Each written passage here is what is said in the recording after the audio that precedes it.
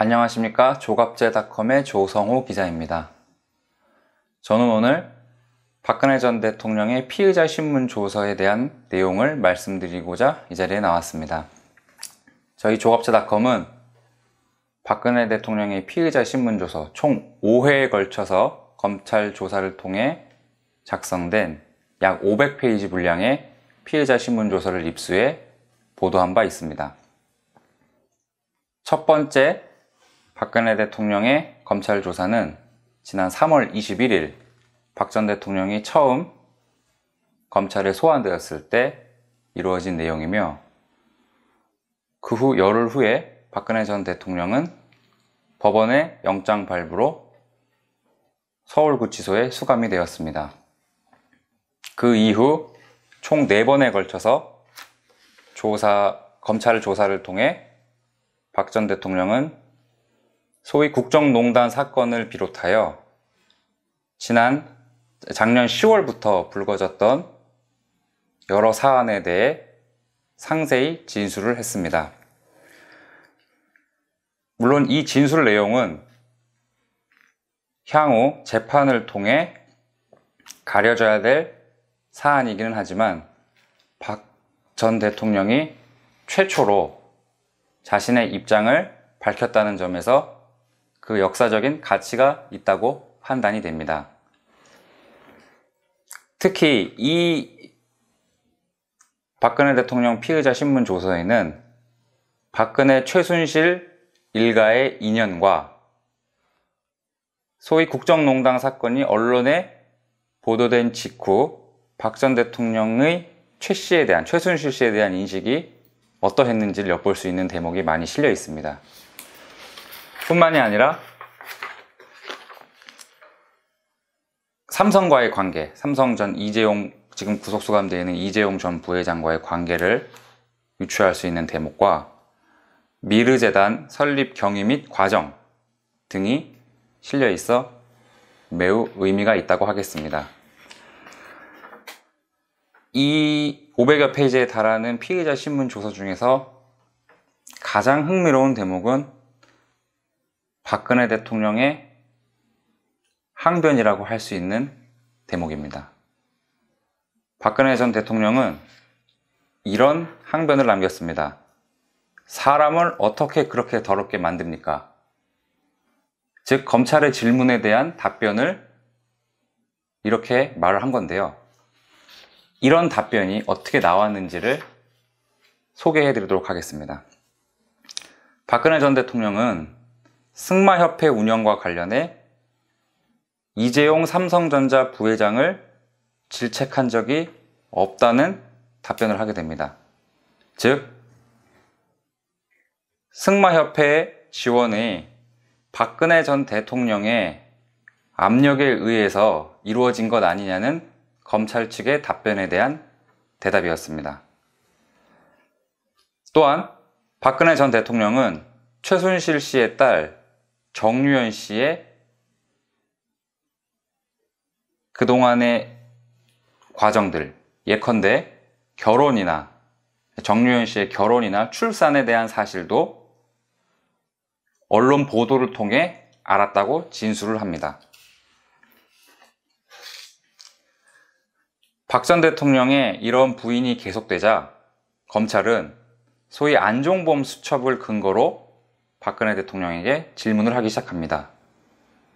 안종범 수첩의 내용이라면은 삼성이 구입한 고가의 말, 이게 그간의 언론 보도에 의하면은 이 고가의 말이 결국 정유라 씨, 그러니까 최순실 씨의 딸 정유라 씨한테 지원이 됐다는 것인데요.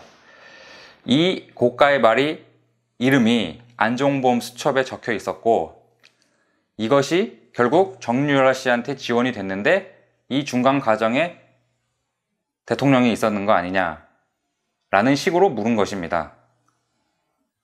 박근혜 전 대통령은 나는 정유라를 머릿속에 두고 있지 않는데 검찰 측이 그런 질문을 하는 게 이해가 안 된다는 취지로 반박을 합니다. 그러자 검찰은 재차 박근혜 전 대통령에게 삼성그룹의 부탁을 들어주는 대가로 정유라에게 말을 지원하도록 한 게 아니냐 라는 식으로 재차 묻습니다. 그러자 박근혜 전 대통령은 대가 관계를 주고받고 그런 일을 한 적이 없을 뿐더러 할 수도 없는 아주 더러운 일이라는 취지로 강하게 항변을 하게 됩니다. 저는 이 대목을 그대로 오늘 시청자 여러분들께 읽어드리도록 하겠습니다. 제가 정치 생활을 하는 동안 대가 관계로 뭘 주고받고 그런 일을 한 적이 없고 할 수도 없는 더러운 일이라고 생각합니다. 그런데 제가 대가 관계로 돈을 받았다고 하다니 어이가 없고 그런 일을 하려고 제가 대통령을 했겠습니까? 제가 나라를 위해 밤잠을 설쳐가면서 기업들이 밖에서 나가 활발하게 활동할 수 있게 하고 국내에서는 어떻게 일자리를 만들 수 있을까 그렇게 고민을 하고 3년 반을 고생인지 모르고 살았는데 제가 그 더러운 돈 받겠다고 사람을 어떻게 그렇게 더럽게 만듭니까? 저는 대한민국을 위해 임기 3년 반 하루하루를 노력했습니다. 특히 삼성이 미르 K재단에 낸 돈까지 뇌물이라고 한다는 것인데 만약에 뇌물을 받는다면 제가 쓸 수 있게 몰래 받지 모든 국민이 다 아는 공익재단을 만들어서 출연을 받겠습니까? 그 돈은 제가 한 푼도 쓸 수 없습니다. 그리고 모든 기업은 항상 현안이 있습니다. 재단 출연금까지 뇌물로 본다면 그동안 기업들이 정부가 주도하는 일에 성금을 내거나 하는 것도 전부 뇌물이라는 것인데 이것은 말이 안 된다는 것입니다. 게다가 삼성의 경우 이재용의 경영권 승계를 위해 국민연금을 동원하여 합병에 찬성을 하게 하였다는 것인데 삼성에서 저에게 무엇을 해달라는 말이 없었고 저도 해줄 게 없었는데 어떻게 뇌물이 된다는 건지 모르겠습니다. 이게 박근혜 대통령의 답변 내용입니다. 시청자 여러분들은 어떻게 생각하십니까? 저는 일단 이 대목, 저는 기자이기 때문에 어떠한 가치 판단도 하지 않겠습니다. 다만 박근혜 전 대통령이 말한 사람을 어떻게 그렇게 더럽게 만듭니까? 라는 대목이 매우 의미심장하게 다가왔습니다.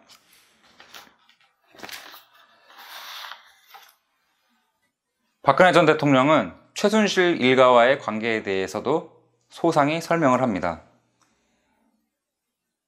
박 전 대통령은 최순실과 알고 지낸 것은 오래되었다며 그를 최 원장이라고 불렀다고 말합니다.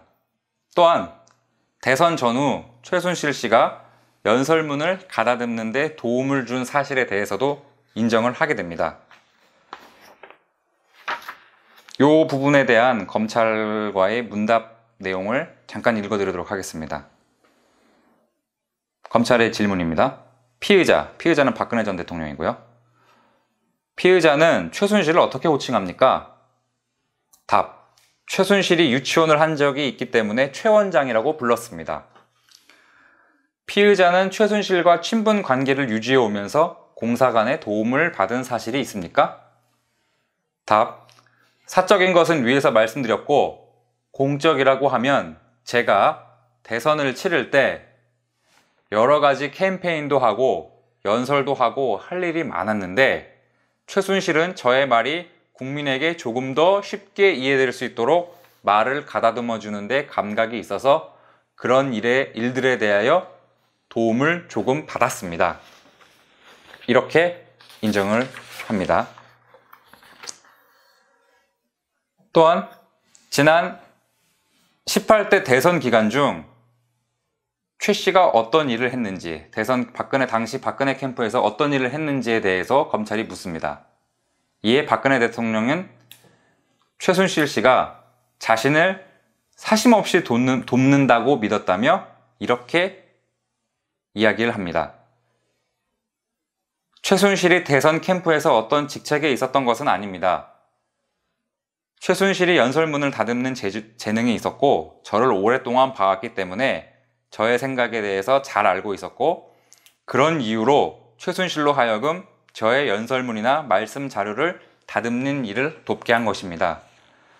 저는 최순실이 사심없이 저를 돕는다고 믿었습니다.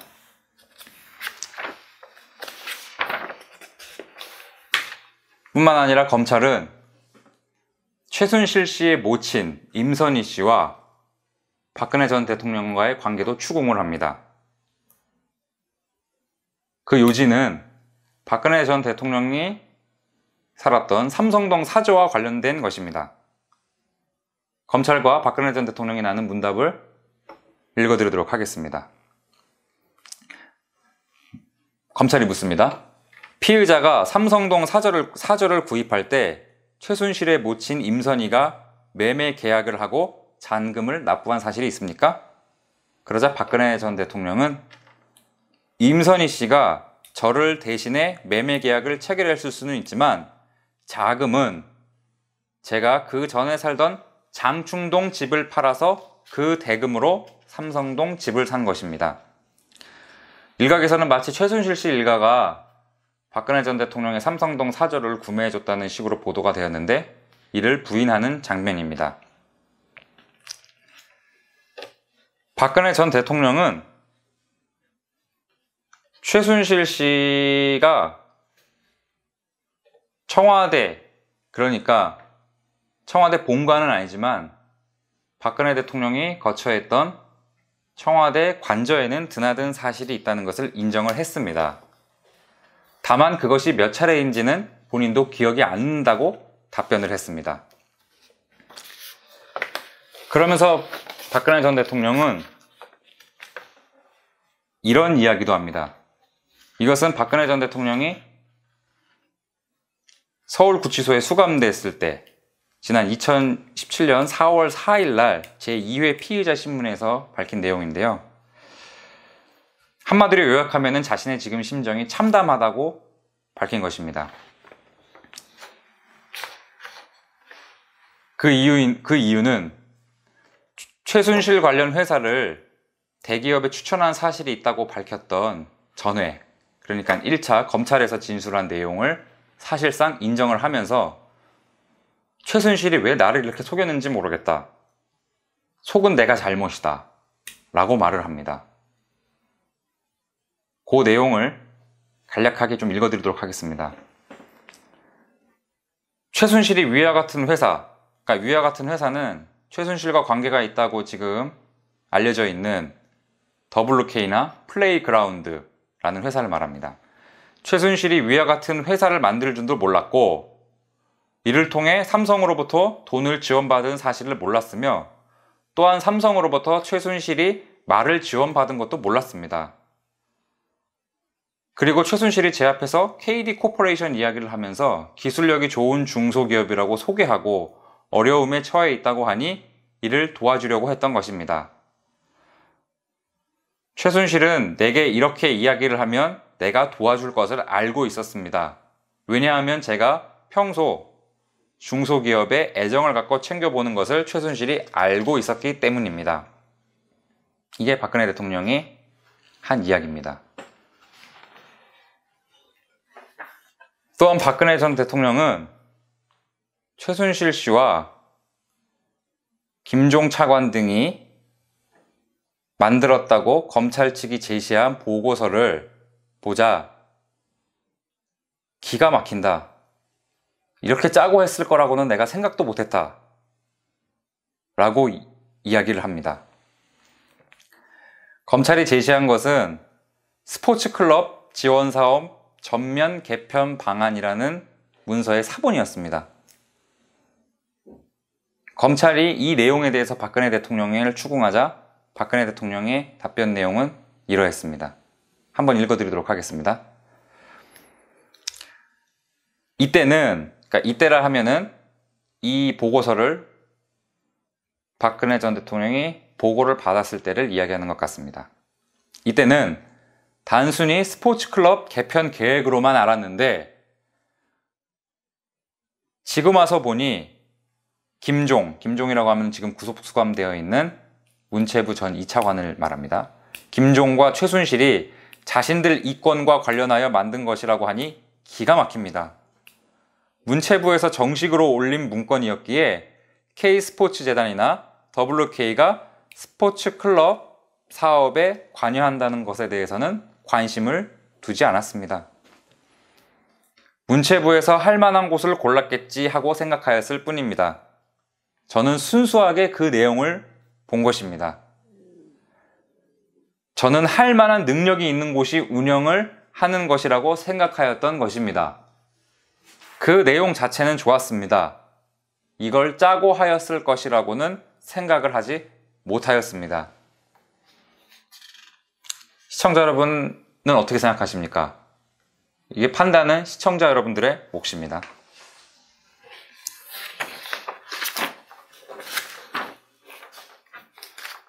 또한 논란이 되었던 차명폰과 보안폰 등을 이용한 최순실 씨와의 통화 여부에 대해서도 박근혜 대통령은 두어 번에 걸쳐서 이 5번의 검찰 조사에 있어서 한 2번에 걸쳐서 이에 대한 진술을 합니다. 검찰은 박 대통령에게 차명 전화를 사용해 최순실 씨와 통화를 한 적이 있냐고 묻습니다. 그러자 박 전 대통령은 차명 전화라고 생각한 적이 없었다면서도 최순실 씨와 통화한 사실에 대해서는 인정하는 모습을 보입니다. 그 대목을 잠깐 읽어드리겠습니다.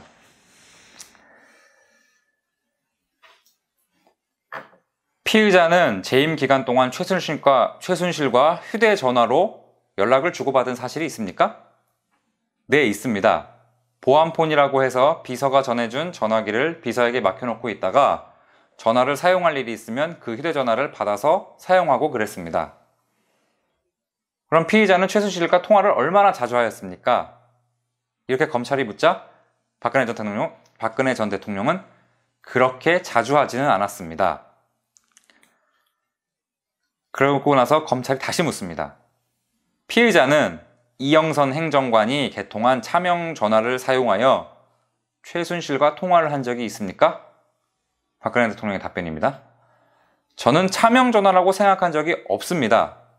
비서가 보안폰이라고 하여 비서에게 맡겨놓고 쓰고 하였기 때문에 저는 전화번호도 모릅니다. 차명폰이라고 하는 것은 언론 보도가 나고 나서야 알게 되었고 보안폰이나 차명폰 등 그런 차이도 몰랐습니다. 또한 박근혜 전 대통령은 이 소위 말하는 국정농단 사건이 언론에 의해 보도되었던 지난 10월, 그러니까는 최순실 씨가 독일에 거주하고 있을 때입니다. 그때도 최순실 씨와 통화한 사실에 대해서도 인정을 합니다. 그러면서 검찰이 처음에 이 부분에 대해서 어떻게 물어봤냐면은 2016년 9월 3일부터 최순실 씨가 귀국한 2016년 10월 30일까지 총 2개월간 127회 통화한 것이 확인이 되는데 이렇게 통화를 한 이유가 무엇인지에 대해서 박근혜 전 대통령에게 묻습니다. 그러자 박근혜 대통령은 저는 최순실과 그렇게 많이 통화하지 않았습니다. 앞서서 말씀드렸던 것과 약간 비슷한 내용입니다. 다만 그러자 박근혜 대통령이 그렇게 얘기를 하고 난 다음에 최순실이 독일에 체류하고 있을 당시 제가 최순실에게 전화하여 한국으로 귀국해 진상을 밝히라고 권유한 것은 사실입니다. 즉 전화통화를 하면서 두 사람이 박근혜 대통령과 최순실 씨가 전화통화를 하면서 귀국해 진상을 밝히라고 박 전 대통령이 최 씨에게 얘기했다는 것을 사실이라고 인정을 한 것입니다.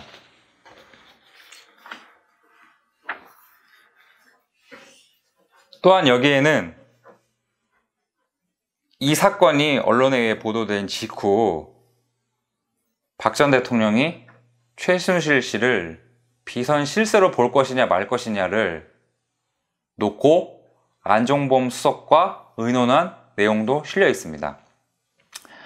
즉 요지는 안종범 전 수석은 박근혜 전 대통령에게 비선 실세의 존재에 대해 인정을 하자는 취지로 건의를 했지만 박근혜 전 대통령은 최 씨가 비선이 아니라고 생각했기 때문에 안전수석의 건의를 거절을 했다고 합니다. 이에 대한 문답 내용을 잠시 읽어드리겠습니다. 검찰의 질문입니다. 안종범은 당시라 하면은 최순실 사건이 각 언론 도하에 보도되었을 때입니다. 2006년 10월을 말하는 것으로 보입니다. 안종범은 당시 피의자에게 비선 실세의 존재에 대하여 인정하는 방향으로 발표를 하자고 했음에도 피의자가 이를 받아들이지 않았다고 합니다. 안종범의 진술이 사실입니까? 박 대통령의 답입니다. 제가 기억하기로는 안종범 수석이 최순실이 비선이 아닌가라는 얘기를 하여 제가 최순실은 비선이 아니다라고 말하였습니다. 최순실은 저의 일을 조용히 도와주곤 했지 밖에 나가서 그런 일을 하는 성격이 아니었습니다. 그래서 저는 최순실이 비선이 아니라고 생각해서 그렇게 안종범 수석에게 말했던 것입니다. 그러니까 박근혜 전 대통령은 지난 오랜 시간, 약 40여 년에 걸친 시간 동안 최 씨를 그냥 친하고 자기 그 조언을 해주는 관계로 알았고, 또한 대통령이 돼서도 최 씨를 비선으로 생각하지 않았다는 것을 보여주는 그러한 대목입니다.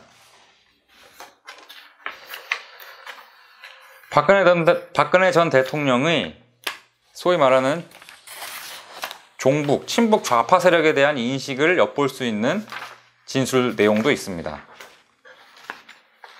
소위 말하는 블랙리스트 관련된 내용인데요. 검찰은 박 전 대통령의 이런 문서를 하나 내밉니다. 청와대 정무수석실이 2014년 5월에 작성한 문서라며 문제 단체 조치 내용 및 관리 방안이라는 문서를 보여주면서 이 내용에 대해 대통령이 아는지에 대해서 묻습니다. 그러자 박근혜 대통령은 이게 실무자 선에서 만들어진 것으로 보일 뿐 본인은 모르는 내용이라고 얘기를 합니다. 검찰은 재차 소위 말하는 건전 콘텐츠라는 것에 대해서 묻습니다. 이 건전 콘텐츠라 하면은 이런 것입니다. 대강 제가 요약을 하자고 하면은 잘못된 이념이나 역사관이 주입되어 있는 영화 등을 제작하는 사람들이 있는데, 이러한 것을 제대로 관리할 수 있는 그러한 콘텐츠로 보여지는데, 일종의 이것으로 인하여 지금 블랙리스트라는 혐의가 추가가 된 것입니다. 박근혜 전 대통령은 이러한 검찰의 질문에 정확한 워딩은 기억이 안 나지만은 이러한 건전 콘텐츠, 건전한 문화가 이루어지도록 하는 것이 정부의 책임이라고 생각했다면서 이렇게 이야기를 합니다. 저의 평소 신념은 종북 단체와 친북 단체 등 반국가 단체들이 지원을 받는 것은 잘못되었다는 것입니다. 그리고 문화예술의 자유와 창의성은 존중되어야 하지만 종북 단체들이 문화예술을 빙자하여 국민을 현혹시키는 것은 막아야 된다고 생각을 합니다. 이렇게 답변을 합니다. 박근혜 대통령의 이념관과 역사관의 일면을 엿볼 수 있는 대목입니다. 또한 박근혜 대통령이 직권남용 혐의로 검찰의 조사를 받으면서 공소사실에 포함되었던 내용이 있는데, 그것이 무엇이냐 하면은 문체부 전 국장, 노태강 전 국장을 인사조치한 대목입니다. 이에 대해서도 박근혜 대통령은 노태강 국장을 인사조치한 배경에는 한불 수교 130년을 맞아서 그 당시 한국과 프랑스 간에 이를 기념하는 행사를 준비를 했는데, 전시회 준비 과정에서 일부 문제가 발생, 그 책임을 물어서 노 국장을 문체부 산하기관으로 인사조치했다고 답변을 합니다.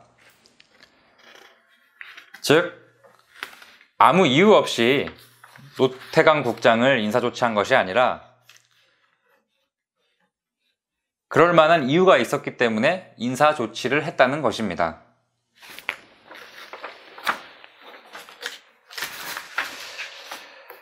그리고 박근혜 전 대통령은 또한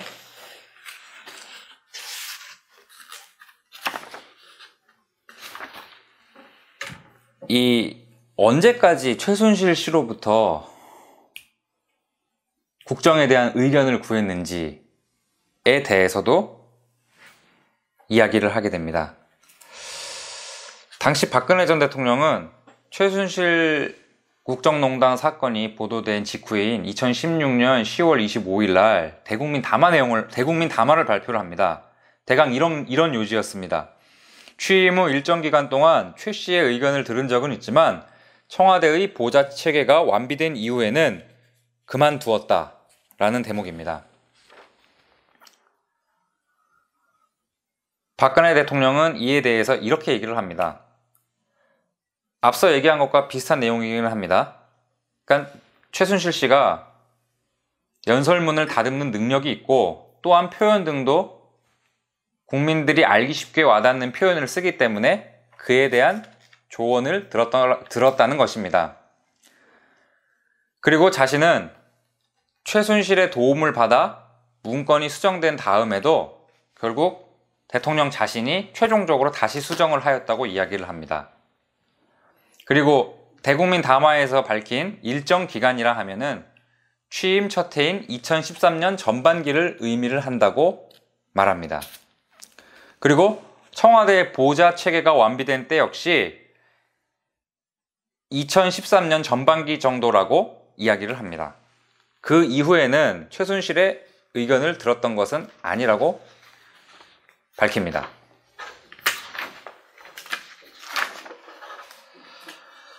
그리고 미르재단 관련 이야기도 하게 되는데 이 얘기는 조금 복잡한 내용이라서 제가 간략하게 먼저 설명을 좀 해드리도록 하겠습니다. 이 얘기를 하려면은 지금 구속되어 있는 안종범 수석에 대한 얘기를 잠깐 해야 되는데요. 안종범 수석이 지난 2월 22일 헌법재판소에서 열린 탄핵심판 제16회 변론기일에 출석해 이런 취지의 이야기를 합니다. 대통령께서 리커창 중국 총리 방한에 앞서 재단 설립을 빨리 서두르라고 지시했다. 이렇게 안종범 수석이 얘기를 합니다. 이에 대해 박근혜 대통령은 나는 재단을 급히 만들라고 지시할 이유가 없었다며 재단이 민간 차원에서 설립이 진행되고 있기 때문에 이를 절차적으로 도와주라고 말한 게 전부였다. 그러므로 안종범 전 수석의 증언은 사실과 다르다고 거듭 강조를 합니다. 그러면서 안종범 수석이 당시 그렇게 급박하게 재단을 설립한 건지 나는 이해가 가지 않는다. 안종범의 진술은 사실과 다르다. 라며 재차 강조를 합니다. 또한 재단 출연금, 미르재단의 출연금을 증액하라는 그 당시 300억에서 500억으로 증액하라는 내용이 있었다고 하는데 이 재단 출연금 증액에 대해 대통령에게 보고를 하고 재가를 받았다고 하는 안종범 전 수석의 진술도 부인을 하며 기업들이 자발적으로 출연해 재단을 설립한다고 보고를 받았다. 그런데 내가 재단 출연금을 증액하라고 지시했다는 것은 맞지 않다. 이렇게 안종범 수석의 진술을 반박을 합니다.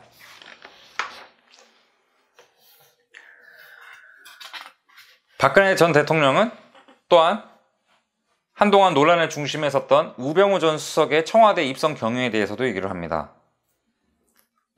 언론 일각에서는 우병우 민정수석이 최순실 씨의 추천으로 청와대에 들어간 것이 아니냐라는 의혹을 제기한 적이 있습니다. 그러나 박근혜 대통령은 법조계의 여러 곳을 통해서 우병우에 대한 추천을 받았을 뿐이라며 최순실 씨와는 무관하다. 또한 그의 남편, 최순실 씨의 남편 정윤회 씨하고도 우병우 수석은 무관하다 라고 이야기를 합니다. 여러분은 이 내용을 어떻게 보셨습니까? 저는 이 500페이지에 달하는 내용을 하나하나 읽으면서 공감이 되는 부분도 있었고, 또 한편으로는 공감이 되지 않는 부분, 공감이 안 되는 부분은 이제 박근혜 대통령의 진술 조서뿐만이 아니라 다른 관련자들, 지금 현재 구속되어 있는 사람들의 진술 조서도 읽어봐야 되기 때문에 공감이 되지 않는 부분과 공감이 되지 않는 부분이 있었던 것이 사실입니다.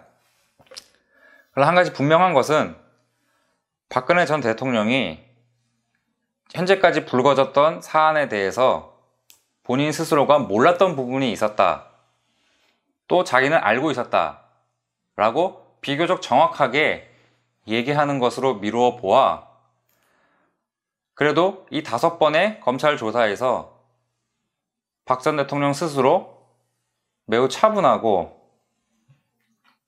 또한 매우 어떤 면에서는 진실성 있게 진술을 했다고 느껴지는 부분이 많이 있었습니다. 물론 이러한 부분들은 향후 재판을 통해서 가려져야 할 부분이기는 합니다. 오늘 말씀드린 모든 내용은 이 방송을 보시는 시청자분들께서 판단하셔야 될 내용입니다. 여러분들께서 이 내용을 보시고 앞으로 이어질 재판 과정과 대조해서 보시면은 이 사건과 전반적인 내용을 이해하시는데 도움이 될 것이라고 믿으며 오늘 방송은 여기서 마치도록 하겠습니다. 감사합니다.